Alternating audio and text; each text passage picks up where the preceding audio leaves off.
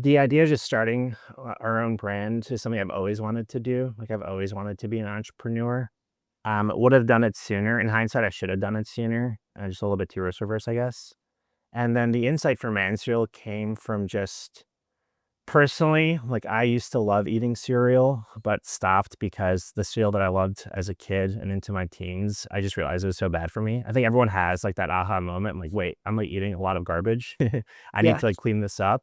And one of the first things to go was cereal. And then rather than going to new age cereal, I just like left the category. Like I kind of was like, I'm better off just eating egg whites and oatmeal at this point. There's nothing like unique about healthy cereal that's like meaningful to keep in the routine. And so I talked with like other men in my network, and they said the same thing. Like none of them eat cereal anymore. And then we did some small focus groups, and they also confirmed that hypothesis. So that was like the big highlight was like within the healthy cereal category, there's no strong reason to stick with it from a formulation perspective. And then the other one coming as being as more of like a marketing guy is like there's no cool cereal branding Yeah. in the healthy aisle. Like Unless it's I for think kids.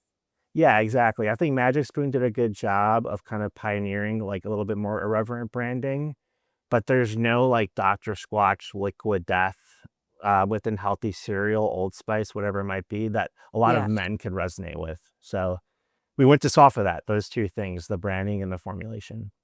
Amazing. And you still work at Dr. Squatch? That's right. Yeah. So Dr. Squatch was a big inspiration for Man Cereal. I think Dr. Squatch, like other successful brands that disrupt their category, really execute anti-marketing very well, which is Yeah. like, I'm sure you know. I don't need to talk No, lecture no. you on that. I'd love to hear your take on the anti-marketing, especially having come from that kind of world. Yeah. What are the tell every, Kellogg's, For sure. Totally. So Mondelez, like how should they be thinking about it? for sure. So for a lot of these like very mature categories, I think norms get established and a lot of like brands follow these norms. So the marketing becomes super repetitive. And ultimately, when it comes to marketing, especially now, because there's so much competition, the name of the game is to break through the noise as efficiently as possible. And one of the best ways to do that is through anti-marketing, which is basically rejecting the ways a category defines itself. And so like Liquid Death is like one of my favorite brands. They do this so well. Like they market their water as if it's like a beer product or like an energy drink. And when you do something like that, not only do you get customers to do a double take, like it does get their attention, I've noticed it adds this layer of authenticity and credibility because you're not using traditional gimmicks to pitch a customer. You're trying something different and it comes off as more authentic. So at Dr. Squatch, we did that very well. We were able to get men to think about their personal care routine with a little bit more thought um, through our disruptive marketing. And a lot of that inspiration came into Man Cereal, and I hope it comes off that way. So anti-marketing has been like the framework we've been using. That was inspired by Dr. Squatch as well as like other brands that I admire within their respective categories. Yeah. Also, taking that big, bold name that kind of sets who you Yeah, are pretty, that's your billboard. And then breaking the kind of design cues, going from like, the cereal bowl and the colors to the totally. black and white.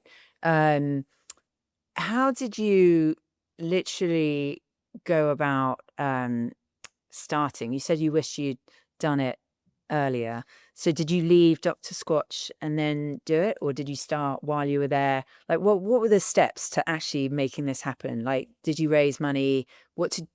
How did this literally come to life? For sure. So I was at Dr. Squatch from 2020 up until 2024. And like at that moment, I was really itching to start my own thing, but the idea of Man Cereal had not come up yet. Um, the framework kind of was there, like, hey, here's like what everyone else that disrupts their categories, like the anti-marketing thing was in my head, but I wasn't sure which category to go after. Mhm. So I ended up leaving and joining Salt and Stone, like another beauty brand that was, on an upward trajectory. And that did scratch some of the itch. Like I was able to come in as an executive, really kind of like own the entire marketing funnel, all those things. But still, still hungry, still eager to do my own thing. And then the aha moment came when me and my co-founder Emily were working out, and we always, like, when we're working out in between sets, we would just, pitch different ideas. And I had pitched her on Man Cereal, which honestly was a placeholder name, Yeah. and then it just stuck. And she was like, "Hey, that's a great idea."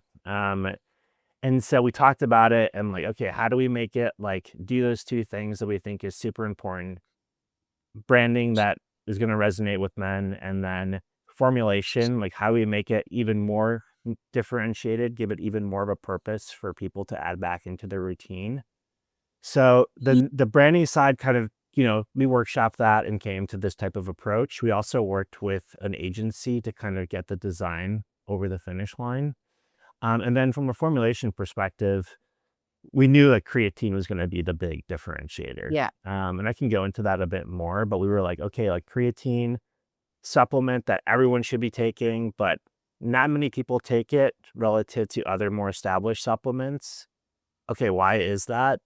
On the branding side, it's like stigmatized as like a steroid. Like the branding for creatine has been for the longest time, like bodybuilders only take it, and like the most Yeah. intense bodybuilders. And then from a format perspective, like it hasn't evolved at the same pace as like protein. It hasn't been basically put into food. And like through our research, like if you want a supplement to be widely adopted, it has to do two things. It has to be super convenient, and it has to be like have some sort of like experience to it, like make it flavorful, if you will. Yeah. So protein has crushed that. Protein maxing is happening. Like protein has been put into every food. Yeah. I feel like Create fiber's doing that too. totally, and fiber as well. And then creatine has not. The biggest reason is because it's just tricky to put into food. It like breaks down super easily. So when you prepare it, it has to have the right conditions. And then that's like the biggest reason. And the other one is the bitterness of the creatine. You need a lot of flavor to mask that. Mm. So as an example with gummies, like there's a reason why you have to take more than one gummy is like you need a whole gummy to mask like 1 gram of Yeah. creatine. That's why you have to take 5. So when you think about it, like cereal is actually really like very innovative way to solve for those two things. A lot of volume of flavor to mask that creatine. And then in the way the cereal is prepared, it doesn't have the limitations of like high baking temperature, like coating within the product, things like that. So so we're like, put creatine into it. Then the additional, okay, let's make this the best cereal ever, whey protein isolate, 0 sugar, low carb.